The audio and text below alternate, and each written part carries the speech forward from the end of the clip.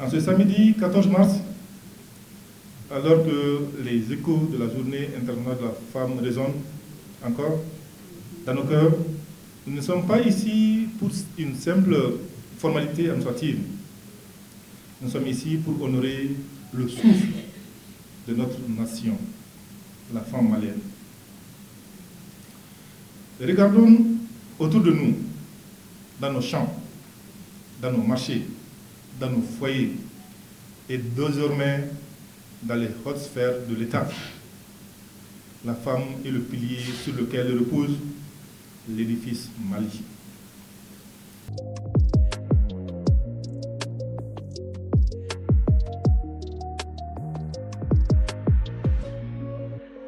Nous lançons un appel vibrant à l'endroit des hommes.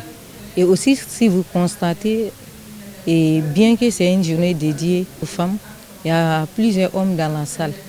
Parce que pourquoi nous avons invité ces hommes-là? Pour qu'eux aussi ils puissent s'imprégner de tout ce qui se passe autour des femmes et à leur retour à la maison, ils puissent changer de comportement.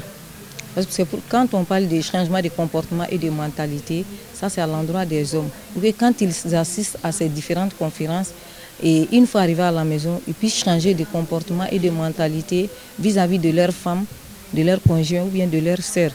Dans l'ancien code, il y a eu beaucoup de choses qui étaient en suspens. Mais dans le nouveau code pénal, ils ont ajouté à peu près 197 amendements et qui permet aujourd'hui aux femmes de dénoncer toute forme de violence basée sur le genre et aussi de traduire les auteurs de ces violences-là en justice.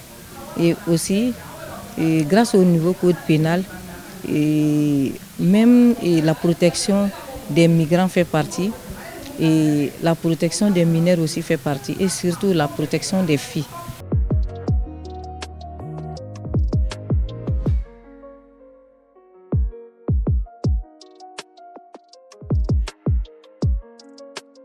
En premier lieu, on nous a fait un peu l'historique de la journée même du 8 mars.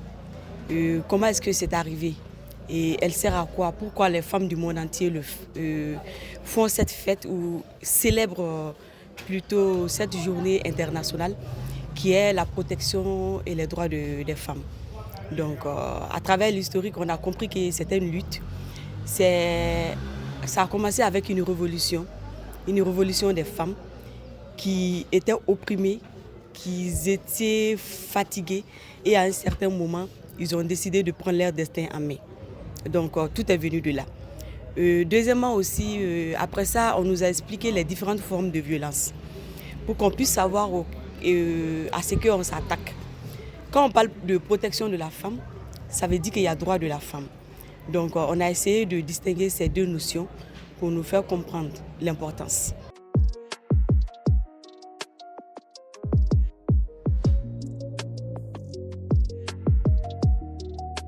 Je vais d'abord commencer à remercier le projet LUISEG et le projet d'appui à la lutte par l'égalité du genre. Le projet LUISEG, c'est eux qui ont financé cette activité aujourd'hui.